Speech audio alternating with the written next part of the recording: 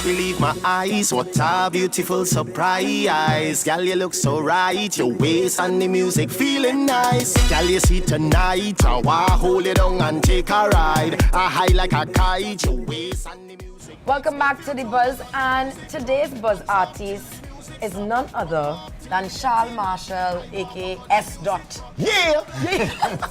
Welcome to The Buzz finally, Charles. Well, thank you for having me. And thank you for inviting me to this great establishment. I've been hearing a lot about this place, to be honest with you guys, K Casa. A lot of my peers, you know, they're telling me, boy, you know, them fellas, them open my place. Some young entrepreneurs now, fellas around the way. You understand? They open the place and they say the food and things nice. And the reason why. Yeah, nice and cozy now, you know? So if you have somebody you want to impress, you could bring them to the K Casa. Yeah? But we would have time to go through the menu and dabble in the food. But before we dabble in the food... We need to? Yes!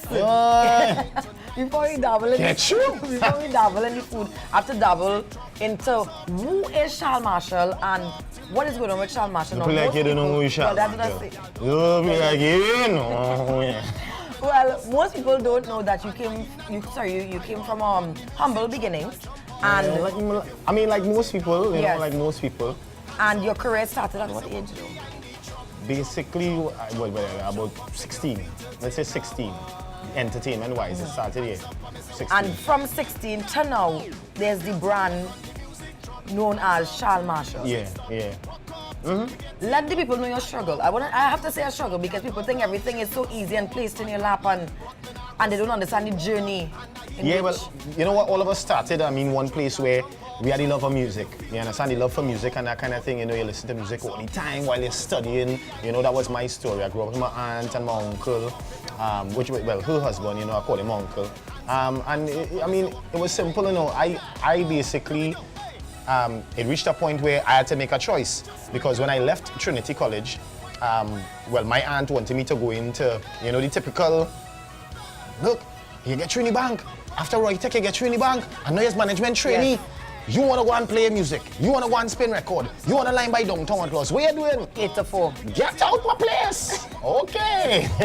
You understand? But no, it was love, but it was that kind of harsh love.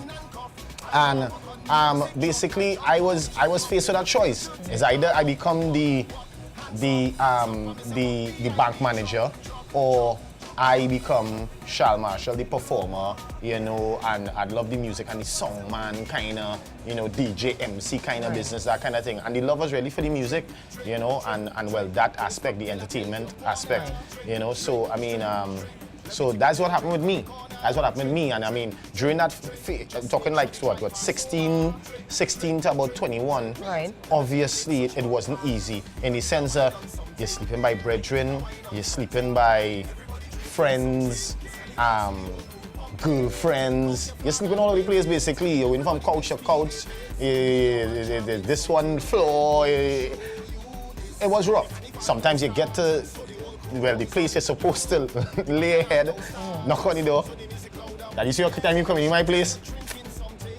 I gotta find somewhere else to stay. It was like that. It was like that for me, real talk. You know, but it was all good. It was a good experience. At the end of the day, just like my aunt sacrificed for me, to get me to this point now where I could, you know, be comfortable and that kind of thing and have my own family now and doing my thing. It was the same with me. I had to sacrifice.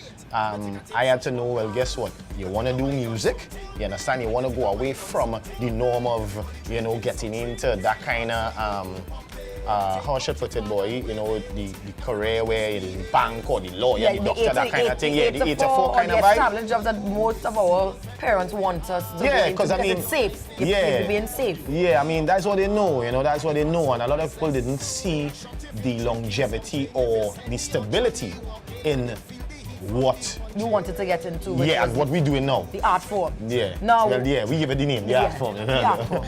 Now, speaking of music, you have been, or still is, I should say, television presenter, radio announcer, and now you, as you said, you love music. You're performing soca music, which you love to death. And most people don't know this, but Charles Marshall loves soca music. You know what? Let me tell you something. I want to be brutally honest here, right? And I want I mean, after this interview, I mean, artists and people of that time who remember how it was, you understand? I want you all to let your voices be heard.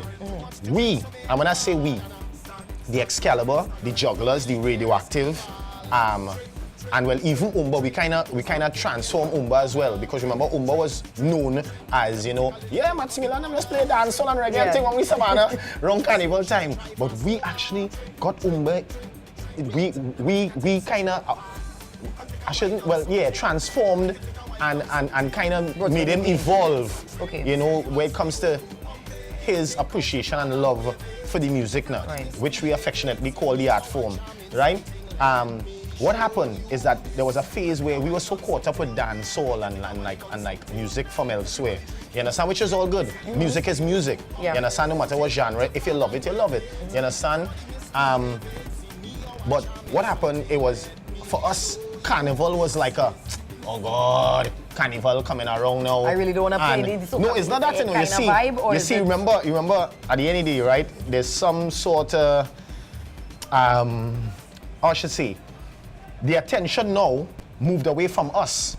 Okay. Because we had the attention basically for about 9 months in a year. Okay. 8-9 months in a year. It was all about us. You know, the songman thing and the parties and the DJs and that kind of thing. But then the attention moved away from us to now the bands and the soca artists and that kind of thing, right? So what happened now? And with us traveling, we realized, fellas, what you're doing, because when we go abroad, no matter, we could be better than the DJs there that playing at these events. Right. They would still hire you to play the music of your country, the music of your land, you know, and what you're known for now, the calypso, the soca, that kind of thing. And if you couldn't play a proper set, they're watching like, but what we hire you for? We didn't hire you on to play hip-hop dance, so that kind of thing. So it started there, you know, and then some of us kind of dabble into the, you know, into the music, well, started to sing, that kind of thing. Some more successful than others. Right. You understand? But it was still there, and we kind of brought back our generation back into the culture. And loving it. Yeah. More than anything else. You know, because remember, we dealing with influential minds and that kind of thing, right? And we were very influential where if we say, hey, there's waiters, this is what it's our generation would follow. Yeah, we had that influence, that whole era with the Jugglers, the Radioactive, the Excalibur, the Maximilla, and if I'm forgetting anybody, no scene, but I just remember, you know, that, the cell construction, right? Cell construction, important as well. You understand? But it was that kind of thing, and we now created a kind of movement, well, back, because it was there. It was always there. It was always there. But there was a time when it was lost. You know, people, I mean, some people don't want to be honest about that. There was a time when it was lost, and we kind of brought it back and made it cool and hip. Yes, Stred. Yeah, we on this. Yeah. You know, that kind of way. And then we started to participate, and we started to be, you know, people of the art form and contributors to the art form and that kind of thing. And carrying it further. Yeah, you know. All right, so Charles, I want to find out something. Do you think, as a DJ or say VJ, you have advantage? Well, I have DJ, yeah. Oh, why are you going there still? The advantage now? The advantage with your music, because you know people will say because you're on radio and you have your music as well, because you are also a performer, you're an artist, just like the other soca artists in Trinidad and Tobago. Don't get it twisted. But they say it sometimes you may have the advantage over others who are not on radio. Do you think that's it? Yeah? Let me be honest, yeah. We faced in the country with a certain level of immaturity when it comes to a lot of things. You understand? And this is overall. As a society, to me, we're still very immature, right? We need to understand that, all right, Charles Marshall has a story. He had his journey. You understand? He got from A to B, right? And everybody else, you will have your journey as well. You understand?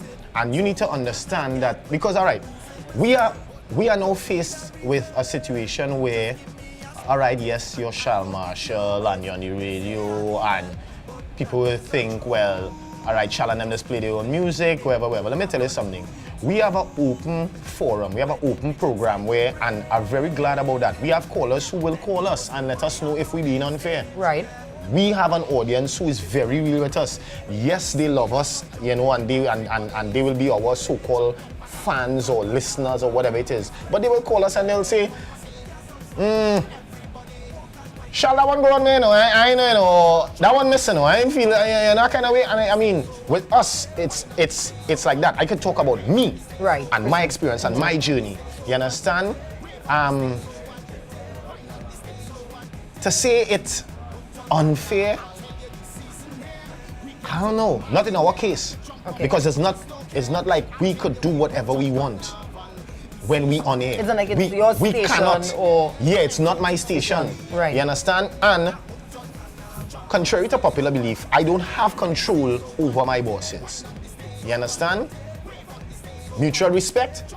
They understand who I am. Right. And where I've gotten to and that kind of thing, and I've grown and that kind of thing and whatever, they understand this very well. Right. You understand? So it's a no master thing and whatever. But at the end of the day, we have to respect the rules. You understand? And what is laid out and the guidelines and the programming of the station. Right. So you will never hear, and this time here, that Shal Marshall is on radio and I'm playing a Shal Marshall song for like 30 minutes, an hour, that kind of thing. And wheeling it up about 20 Yeah, times. come on. And I mean, because a lot of people ask me that, they say, Shal, how this feel? But I say, you don't mix me up with other people. You understand? Mm-hmm. And it's unfortunate that, you know, we can't be mature. Well, at least many people can't be mature and say, boy, you know what? Guys, here's my contribution. All you like? You know? Yeah. But I think that whole question of unfair advantage and all this kind of thing, it was brought up by people who are insecure in themselves and their work. Right. Let's be real about it. You understand? Because, yo, it's not just Shal Marshall who is on air and is singing. There are many people who are on air and singing, and all you get to see them in a fete, in any major fete. Okay. You understand? Let's be real. So at the end of the day, it doesn't matter. You could play your stuff for how long you want. If people not feeling your material, you wouldn't go anywhere. Yeah. So guess what? You just making yourself the laughing stock of the day or week or season. All right. Well, we will leave it on that note for now, but we need to dabble. Why are you asking me? I'm heavy. Listen, you don't have to put you on the spot sometimes, but we need to get something to eat. In the meantime, when we go through the menu, we're going to take a quick break, and when we come back, we're going to have more. Small portions. I know you're pumping. I know you're pumping. Yeah. So, pumping and stripping. I don't want no rehab. I hooked on carnival. We don't need no rehab. We hooked on carnival. We don't need no rehab. The Buzz is sponsored by B-Mobile, Imagine Next, Toyota, Let's Go Places, First Citizens Bank, we put you first.